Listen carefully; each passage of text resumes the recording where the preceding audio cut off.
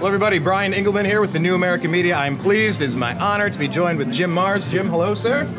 How you doing? It's great to be with you, Brian. Well, Jim, you might have read his books or seen him on Ancient Aliens.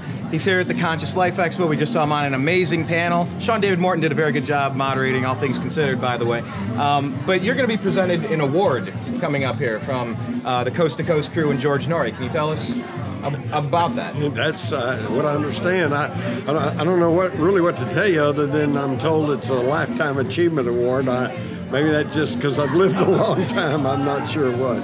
Well, the Lifetime Achievement, it started, you said, just the cliff notes for people that might not be as familiar with you, started back in the Texas area, doing some journalism and covering the Kennedy situation when he got assassinated. Can you just kind of catch us up to speed, like how you got the start, just the nutshell? Well, I was in the Dallas area and was already studying to be a journalism student in the university when Kennedy was shot, and the word around Dallas was that there was something else going on. Right. And I just kept at it, and by the mid-'70s, I was teaching a course on the Kennedy assassination at the University of Texas at Arlington, and that just put me on the trail of government conspiracies and cover-ups, and it just kept going. I'm particularly honored by this award, though, because in the past I've won several awards, including National Writing Awards, but it was always for something that you submit. You apply for it. This one was totally unexpected. I didn't ask for it, and so I am particularly honored. Oh, that's fantastic. And out of all the conspiracies you followed over the years, seeing you on Ancient Aliens, in your opinion, all the study and research you've done, why in the world do you feel like we're not being told the true story of what's happening? Well, that's simple. Because we're not being told the truth of what's happening. Is it because we can't handle it, or we're more easily manipulatable and controllable if we're helpless and powerless, at least in our own minds? Well, how does this such a sham continue when people like us know that what's going on? Well, there's an old saying in Washington that knowledge is power.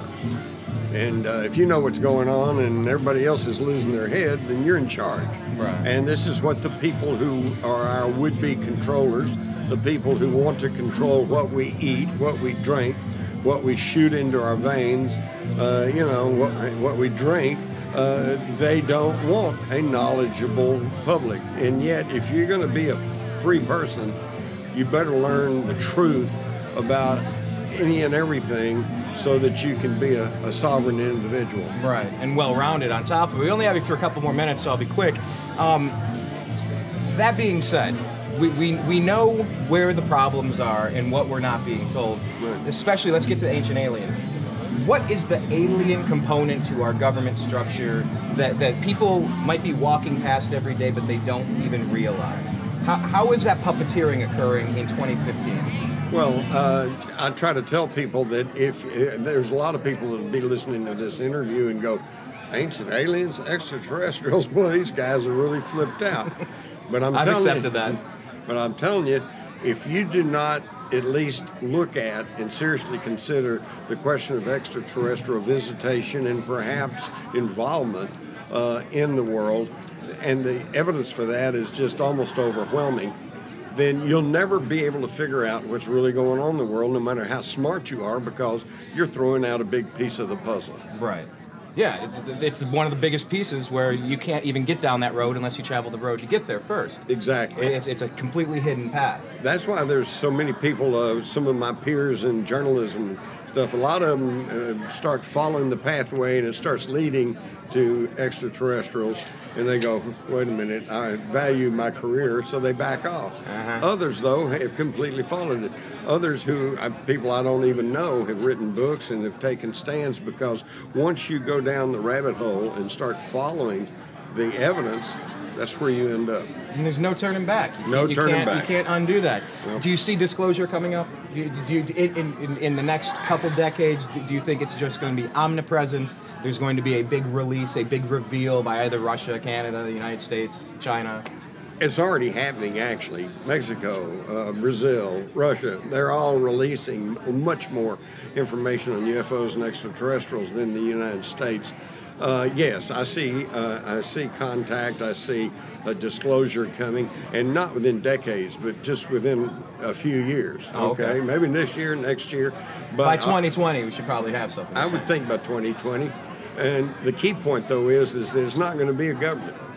No government's going to just step forward and say, okay, folks, there really are UFOs, there really are aliens. We've known this since the 40s. It's up to them.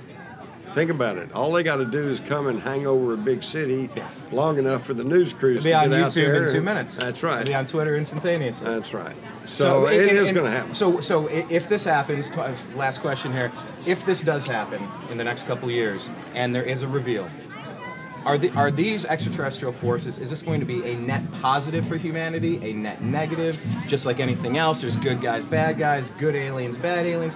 How do you see that impacting what we're doing now versus what we will be doing after that? I'm not sure there's going to be that big an impact, okay? Because that's contrary to a lot of people's, people I know. would flip Everybody out, thinks religions would crumble. That's right. Cats and dogs all over again. Religion's out the door. Right. No, I think what will happen is that today you've got a large section of the population that already accepts the idea of flying saucers and UFOs, but in their mind, that's fiction, okay? All of a sudden it's going to be, it's fact. All right, and the bills are going to keep coming in. Life as usual continues. We'll just keep going on, but it will be a major step in the growth process of the human race. Yeah, I think so too, and I hope so. For the viewers, what are you working on right now? Where should people check out? What are the new projects they can expect from you in the future? Okay, within the next few months, you're going to see a new book out from William Morrow called Population Control. Population Control. Am I guessing GMOs and chemtrails and vaccines? Subtitle is How Corporate Owners Are Killing Us. So this, I think, even goes beyond a political, sociological discussion. This gets into the realm of self-defense. And as a Texas man, and me being from Ohio, self-defense, it's necessary from time to time. That's when you're right. being attacked repeatedly, at some point you just need to defend yourself and your loved ones. When somebody wants you dead, you have an obligation to defend yourself. Roll over and die or fight back. Exactly. Well, Jim Mars, thank you for fighting for us for so many decades. Well, thank you. Good luck. Brandon. Congratulations on getting that award today, and we'll let you go so you can run up and accept that. Great. Thanks a lot, guys. Now you go get a beer. Yes. I'll be up to join you in a few, sir. Okay.